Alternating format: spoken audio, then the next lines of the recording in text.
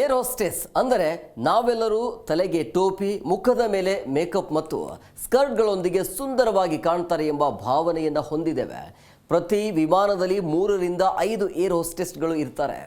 ಆದರೆ ಅವರ ಕೆಲಸ ಸುಂದರವಾಗಿ ಕಾಣೋದು ಮತ್ತು ಗ್ರಾಹಕರಿಗೆ ಸೇವೆ ಒದಗಿಸೋದು ಮಾತ್ರ ಅಲ್ಲ, ಇನ್ನು ಹಲವು ಕೆಲಸಗಳು ಅವರಿಗೆ ಇರುತ್ತೆ. ಇದು ಒಂದು ರೀತಿಯಲ್ಲಿ ಸವಾಲಿನ ಕೆಲಸವೂ ಕೂಡ ಆಗಿರುತ್ತೆ. ವಾಸ್ತವವಾಗಿ ಗಗನಸಖಿ ಆಗೋದು ತುಂಬ ಕಷ್ಟಕರವಾದ ಕೆಲಸ. ಅವರು ಪ್ರಯಾಣಿಕರ ಸುರಕ್ಷತೆ ಮತ್ತು ಸೌಕರ್ಯಗಳನ್ನು ಖಚಿತಪಡಿಸಿಕೊಳ್ಳಬೇಕು. ವಿಮಾನವು ಹೊರಟ ಸಮಯದಿಂದ ಇಳಿಯುವವರೆಗೂ ಪ್ರಯಾಣಿಕರಿಗೆ ನೀಡುವಂಥ ಸೇವೆಯಲ್ಲಿ ಯಾವುದೇ ಸಮಸ್ಯೆಗಳಾಗದಂತೆ ನೋಡಿಕೊಳ್ಳಬೇಕು.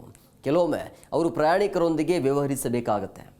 ಅವರಿಗೆ ತಮ್ಮ ನೆಚ್ಚಿನ ಆಹಾರವನ್ನು ನೀಡಲು ಸಾಧ್ಯವಾಗದಿದ್ದರೆ ಅಥವಾ ಸೇವೆ ಉತ್ತಮವಾಗಿಲ್ಲದಿದ್ದರೆ ಅವರು ತೀವ್ರ ಟೀಕೆಗಳನ್ನು ಎದುರಿಸಬೇಕಾಗತ್ತೆ. ವಿಮಾನಗಳು ವಿಳಂಬವಾದಾಗ ಪ್ರಯಾಣಿಕರ ಕೋಪವನ್ನು ಎದುರಿಸೋದು, ಹಗಲು ರಾತ್ರಿ ಕೆಲಸ ಮಾಡೋದು ಮತ್ತು ಇತರೆ ಸ್ಥಳಗಳಿಗೆ ಪ್ರಯಾಣಿಸುವಾಗ ಕುಟುಂಬದಿಂದ ದೂರ ಇರುವುದು ಅವರ ಜೀವನದಲ್ಲಿ ಸಾಮಾನ್ಯವಾಗಿದೆ.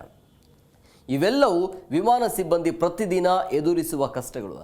ಆದಾಗ್ಯೂ ಪ್ರಯಾಣಿಕ ವಿಮಾನಗಳ ಹೊರತಾಗಿ ಖಾಸಗಿ ಜೆಟ್ಗಳಲ್ಲಿ ಏರ್ ಹೋಸ್ಟೆಸ್ ಸೇವೆಗಳನ್ನು ಸಹ ಒದಗಿಸಲಾಗುತ್ತೆ.